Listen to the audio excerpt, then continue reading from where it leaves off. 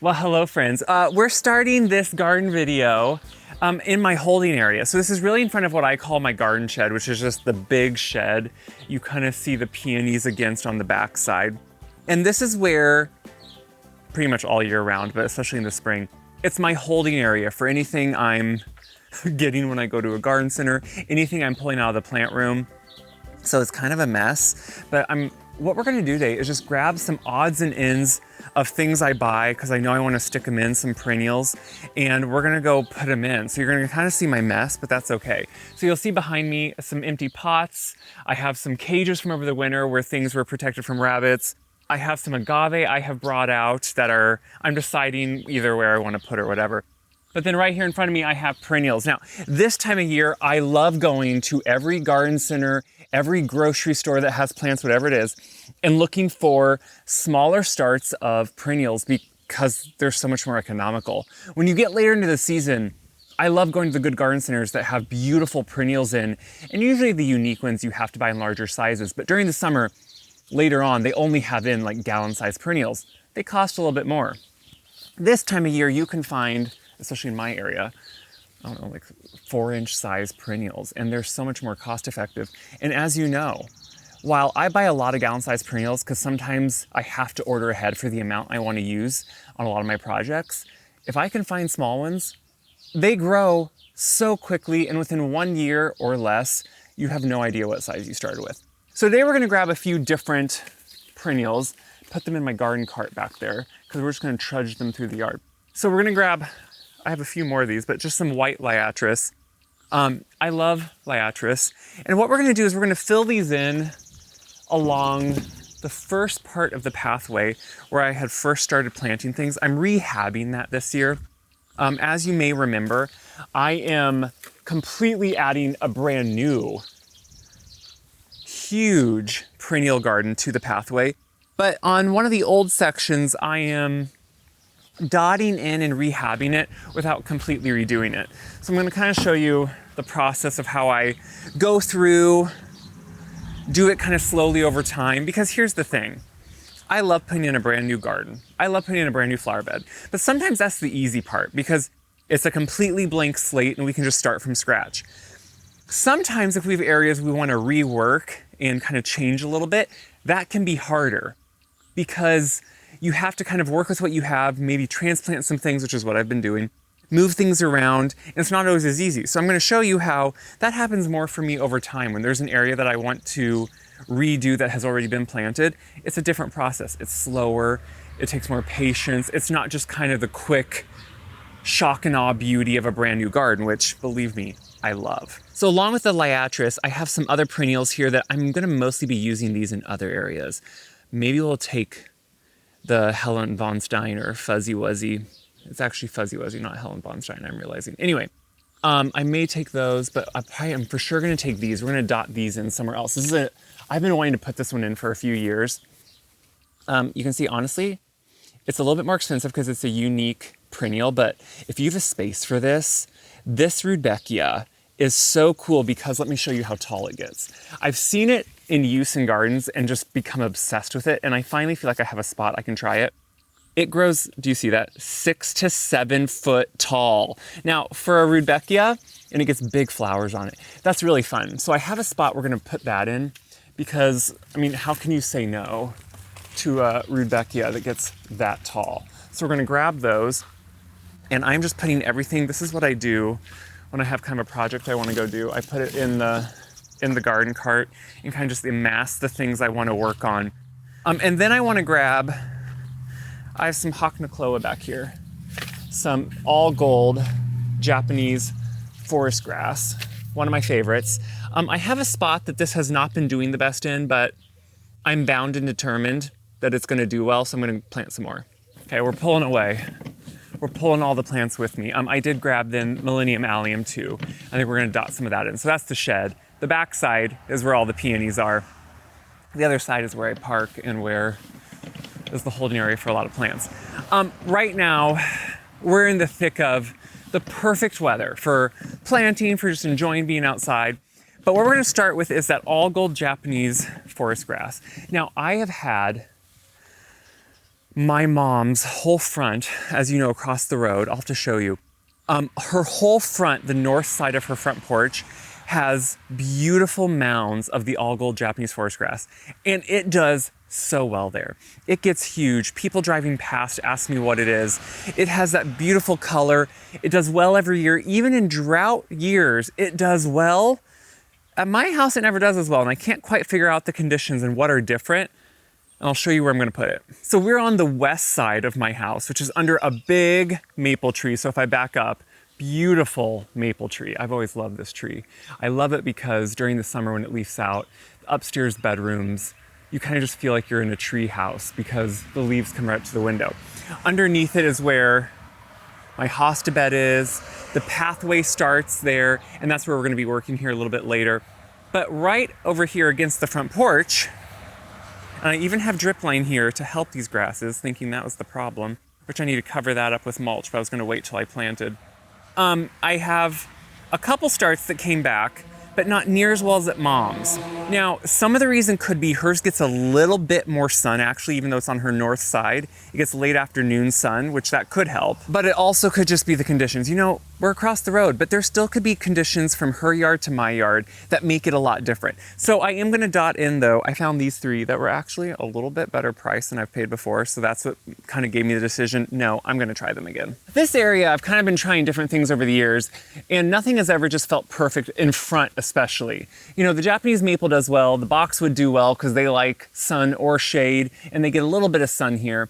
I think the edge here, the hard part is, it used to be really dry shade. I think the drip line has been helping that, but it doesn't have the best spot. It has great soil, the conditions are good, it drains well, it doesn't sit in water, which is good, obviously. So I would think it has the right conditions for this forest grass. The one thing though, I just can't seem to have it get that good start to it. So I'm gonna try it again here. I'm gonna monitor it this year. Sometimes I've even checked the soil here. The soil's good. It has great retention of everything. Having a couple come back this year, about 3 plants are roughly coming back, not near as well as they are over at mom's though, gives me a little bit of hope. So we're gonna definitely try it again. What I like about these is it's not a traditional grass obviously, but most ornamental grasses are sun loving. This is a unique one for the color, hi Kip, but also for kind of the texture, it has kind of more of a switchgrass texture to it, which I really like. I think it's a really kind of great thing for shade because it has that chartreusey color. And what I like to pair it with are things like all gold, not all gold, this is the all gold, but I love to pair it with the Sun King Aurelia, which I have in the back of the bed because it's that same color. So you're getting that same kind of, I like to interplay those colors against each other. And then especially with a darker green of boxwood, this is really set off. And then we have that deep maroon color of the Japanese maple right behind it. So it's a great spot for it. If it would do well, I think it would just really set off this area and look kind of perfect. I'm just gonna have to watch it much closer this year. I do feel like over the winter could have been hard on it too. We had one of those, not that we have normal winters, but we had one of those odd winters where it seemed like the conditions were just never quite right. We had a really dry winter. The wind can really hit hard here. And while these die back to the ground, obviously, I just don't think they had the best winter to come back well.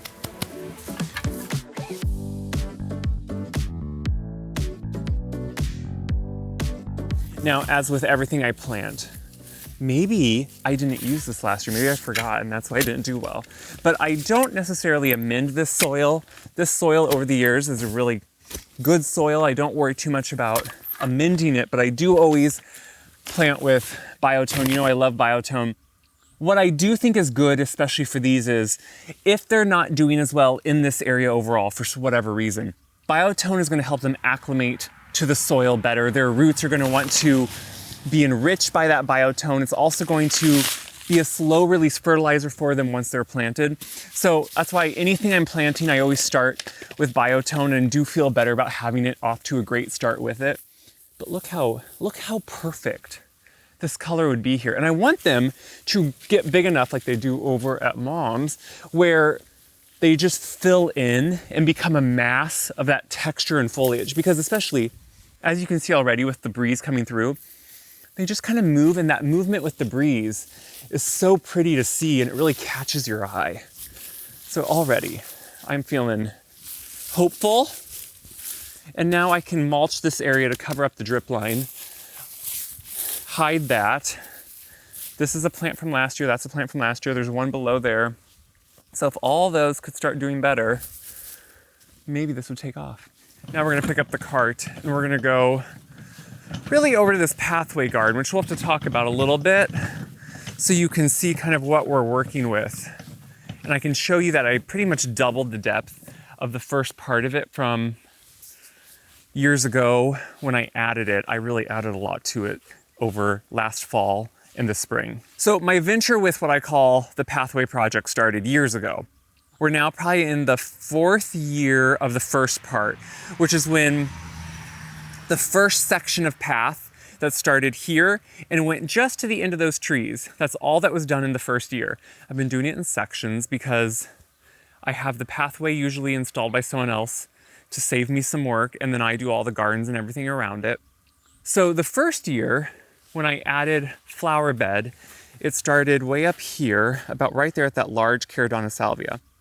Last year, at the end of the year, I didn't do any planting, but I extended the bed about double the depth, because it only kind of ended right in there. I extended it back past those trees, and I extended it all the way, which makes so much more sense now, to the beginning of this path, and bumped it out. And so all of this is new. And I did that for a couple reasons. When I first put in this project, I think my gardening method was really changing, and the scope of what I wanted to do really changed, but also the method and how I planted perennials changed. This first year I put in this big flower bed along the path. It was kind of just a mix of a lot of prairie dropseed grass, the Terra variety, and I thought I could maybe just kind of make it feel more naturalistic or prairie style of having only that grass, and then I dotted in baptisia and some penstemon. And that was okay, but then when I started extending the pathway and started really kind of getting my grid mix of mass plantings of perennials going down this way, where I have groupings of 5 or 7 perennials at a time and lots of depth and texture as you work down, I realized I wanted more of that implemented up here.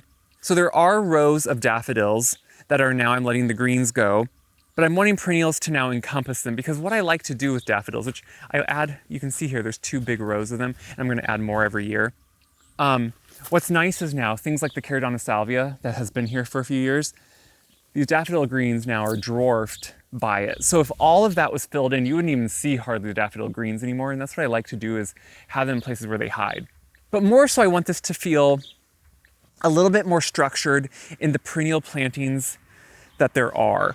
So this spring, what I did in March was I moved all the baptisia that were more towards the front and were just getting way too big. I moved them to the new section in the back. So you can see now yellow one is blooming, false indigo is blooming, and they're all in the back of the bed. So they can get big, they can take all the room they want up there. They were taking too much space up here and I didn't have room to fill in. So then what I did was I transplanted a lot of the prairie dropseed grass into groupings at different sections. So I have, kind of like I do down in my other parts, but I have like 5 of them here, and then a little long ways down I'll have 7 or 5 of them again. And then I dotted in some Caradonna salvia and added more. So where I only had 2 or 3, I now have 5, things like that. So what I'm slowly doing is adding more color that will take over and kind of match the style that I'm doing all the way down that other path project. So today we're gonna dot in, and this one for some reason, I'm taking more this approach where I am doing it kind of just as I find things and as I want to do it. The only tricky part about this area is, as you can see, this maple just for a small section does take over and has a little bit of shade. But this shade changes, and later on here this afternoon, the sun does come in. So I am putting slightly more sun-loving perennials, but ones that I know can take just a little bit of shade. Like in the middle here's some Carl Forster grass that's gonna get some height to it, because I wanted some height and definition here, not everything to be low. But I know that it can take a little bit of shade, but it will still get them the afternoon sun here as it keeps moving. So these are Millennium Allium, sun-loving perennials. I'm gonna put them right on the edge here where you can see now the sun is coming into play. And so I do think they'll do okay. They like as much sun as they can get. So I'm gonna dot these in. Now, like I said, I bought these smaller starts because I just know they are a lot more economical and they grow quickly. Now, in the past, it's always been said that Millennium allium is not supposed to reseed. I will say I am finding that to be not necessarily true. I do find it is reseeding. So here I'm gonna put 7 of them. So I'm putting 3 in front, 4 in the back.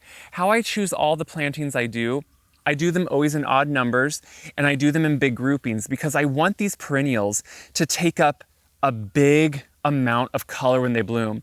You know, I grew up with a lot of cottage style gardens where it was fun, but we would put in maybe 1, 2 plants and we would just dot them in randomly. When I find I'm doing this kind of more methodically, where I'm deciding to have bigger amounts of plants. Now I have a few more of these over at the shed, so I'll have to go get those. But I'm gonna go down the line here then. So I have 7 right there. And then what I do is I come down and I'll do that again, 5 or 7 of them later on down. And what it does is it starts creating this cohesion where you have repeating amounts, but also repeating color all the way down the line, which to me is exactly what the whole point is and what helps the garden feel cohesive is to repeat your patterns. And when you do it in bigger amounts of perennials, as opposed to just 1 and then 1 later on, but like 5 or 7, it makes a big impact. Once I feel like I got my stride with the pathway garden, which really I feel like happened 2 years ago when I extended the area and made it, I think the group of perennials I started picking finally clicked with me. And that area now, after a couple years, is feeling so good. And that's what I'm kind of slowly transforming this into. Now, you know, a lot of the perennials lately I've been picking, I use kind of a chop and drop method on. So all these perennials, some of them self-seed. The penstemon does quite a bit. I have Sanguisorbia down the line that does. The rudbeckia obviously does. And that's the whole point. I'm trying to pick perennials that, though, will hold up to each other. So if they reseed, I want them to fill in. I do not want any exposed mulch or soil during the growing season. It shades out then any competing weeds. It allows them to also shade out any excessive seedlings that sprout up. So you want to try to pick plants that will compete with each other, or if you don't want any that reseed, that's fine too. But what I'm doing is instead trying to pick plants that if they reseed, the other ones around them do too, and so they compete and hopefully kind of keep each other in check. And so that's what really the important part is. But with the reseeding, I always find, I used to think you don't want anything to ever reseed because then you have to deal with that as time goes on. But the thing is, if you know how to properly use those reed seeding kind of seedlings to your advantage, it's kind of a wonderful gift. And also you then have things to share too. If you do want to dig them out, early spring is kind of the easiest time to do it. Now, what's great about allium mixed with daffodil greens like I have here, they kind of look the same once they're growing. So once these allium are much more established, they get a lot bigger. These get 16, 20 inches tall. Their mounds will get easily about the same width. So these will encompass a much bigger area. These daffodil greens will come up much earlier in the spring before the alliums have emerged. They'll bloom and then the alliums will come up and they'll take over and you won't even really see the mixture of the two.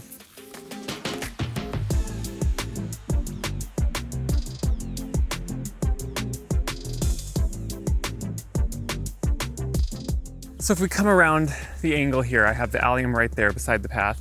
This kind of bumps out into a little bit of a gradual curve. And back here, I'm gonna put some liatris. I have a big urn here that has an agave in it too, just as the front. Now, liatris is definitely one that reseeds and it can reseed aggressively. So again, I'm trying to put this up against things that can handle that or at least will keep it contained. On the one side, I have nepeta that get quite large, shrubby, almost bushy. It's the summer magic ones. They get bigger than some of them. We have the Carl Forster there, and then I put nothing yet beside it. So we'll see, maybe I'll put rudbeckia here. I'll put something that can do it. Also what you can do is on things that reseed, I like the height though of liatris, by the way. They get, at least about probably 3 feet tall sometimes. So that height here will look really nice. But what I like too is you can always deadhead them late in the season or in fall before they really want to drop their seeds. Same with rudbeckia. And that's going to keep them in check too. I am interspersing these in there are some daffodils planted here, but I don't know how well they're doing because They were sent to me as a gift in December. And it was we were having a lot of snow in December when I received them, and I could not get them in the ground.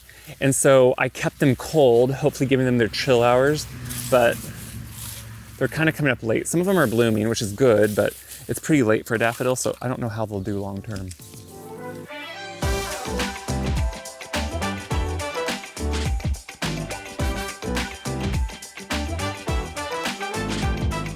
So if you notice, I usually do a rough grid on everything I'm planting in these perennial areas. So I'll do kind of rows that are offset. So it's zigzagged or every other. I think it helps give it a little bit more order.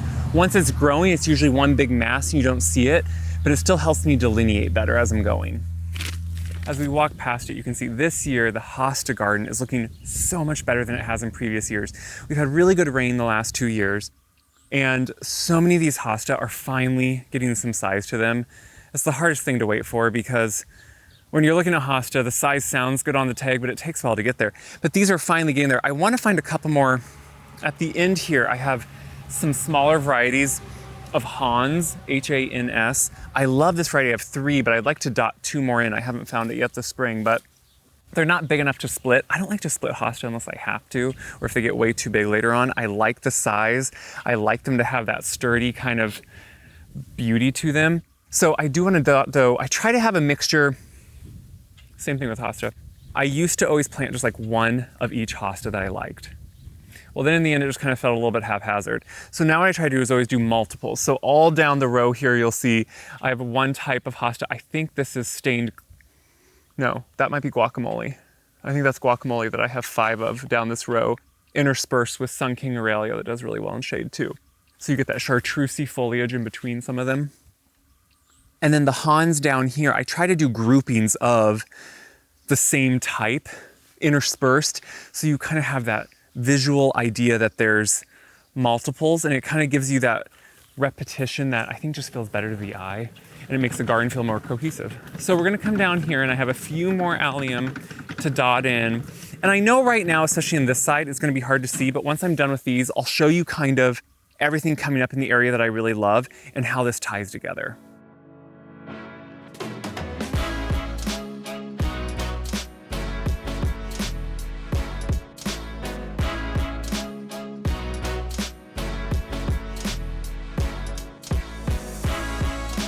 Last year, I tried a new variety of Egostachy, which, you know, I love Egostachy. Usually I do Blue Fortune, and I have multiples of that going down, which every so often I can have an issue with maybe a couple of them not making over the winter.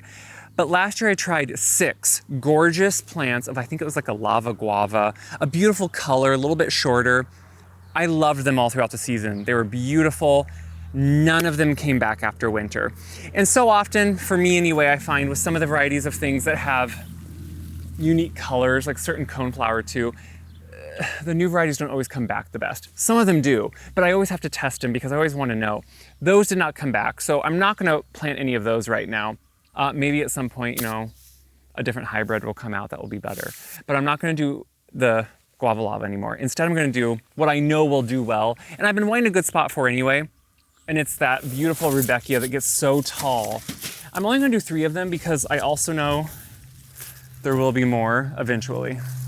I'm planting these in a space that it has height, and I'll back up and show you from further away why I try to think of vistas as far as where, if I'm going to put something in that has a lot of height. Like I said, these get 6+ foot tall sometimes. I mean, that's, when you think about it, that's really big. So I want to put them somewhere where I know I can handle that height and where I'm not worried about any type of visual blocker. Instead, actually, I like the idea of these taking up some of that visual space because the road, the angle, and I'll show you that, is kind of the perfect spot. So this is a big hole to me in this area where all of that Egostachy that didn't come back did. There's a small Baptisia in front, that's fine. It's a smaller variety anyway. But there's Carl Forster beside these. I also know that this is a kind of a dead hole where I haven't found what I wanted here anyway, so I think it's perfect. And since it's a different rudbeckia than I have, usually I say I don't want just like, you know, one little section of 3 of these. They're such a unique thing on their own with the height, but they're also a rudbeckia that will somewhat go with the other rudbeckias I have that aren't far away. So I'm not worried about them looking completely on their own. What's great about these is I'm sure they're gonna reseed. So if I really love them, I know I'm gonna have some other places. You know, sometimes you can just tell how vigorous a plant is also by how tight the roots are and what they're growing. So these are more of a specialty or more of a native, obviously, perennial. So they're not like prairie dock, but they kind of have that idea. So I'm gonna put them right in the spot. And what I like is too, their leaves and foliage are a little bit more unique than traditional varieties. So I think it's kind of fun to have that variance of texture back here. And they're right up against Niagara arborvitae that get super tall. So the height will not be competing with anything or look too out of place if I put them up against something that's even gonna be taller. So I wanna back up so you can see really where they're planted. It's actually right kind of where Kip is. Right behind, this is small baptisia, behind it. So you see how there's a hole? The small shrub is a woodward arborvitae. Eventually, it will match these, so it should get 6+ foot tall too, but I can only find a small one to add on this side. And what it's doing is it is slowly going to hide, if you look behind here, my LP tank, which is behind these trees, and I wanted something else to hide that. So that will eventually get big enough, it will hide that. But now you can imagine this hole kind of right in front. Think of those tall, almost 6 foot tall, I can't wait to show them to you, rudbeckia. And they'll also shield some of this road more too as they get taller and bushier, along with that woodward arborvitae as it gets taller. What I would also like to do here is add in a split rail fence right with the arborvitae and go across with a little opening or a gate right there to go to the prairie if I want to.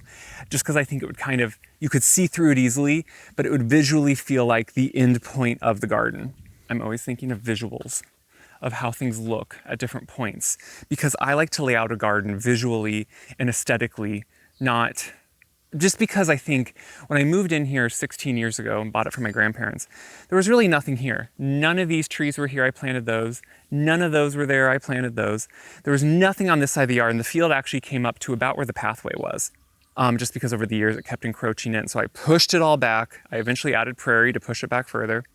And what can sometimes happen on a big open yard like this, it just feels non-ending. So I look for visual cues of where to stop it and kind of start assessing it. That's why this pathway ended up being this whole new area that felt like I could map out and plan, and felt like you had different rooms and areas within a larger yard that felt overwhelming at times. I thought we could also plant, I got a big old-fashioned lilac to dot in. I've been putting a few of these out in my prairie, which sounds odd. It's more, you know, they get huge. They get 8+ foot tall, 12 foot sometimes.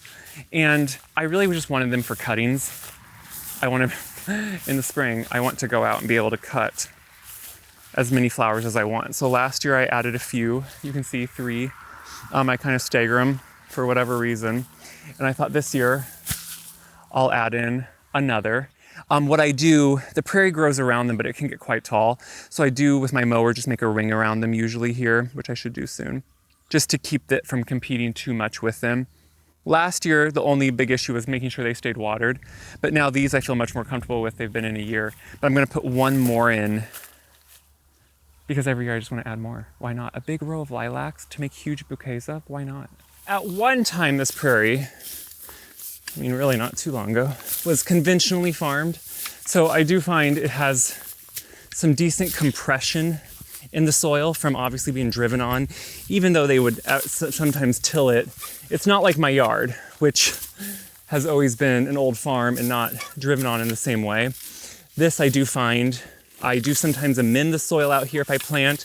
You know, I want things out here that are more, whether they're for screening, but also I think it's nice to put some of the fun stuff like witch hazel I'd like to add out here. Some bigger things that maybe I don't have a spot for in my yard as much, but feel like I could, you know, somewhere else. Now, when I'm working in an area where I do feel like whether it's compaction or just maybe the nutrients in the soil has somewhat been depleted just because conventional farming can do that, that's when I find it even more important to add things like biotone.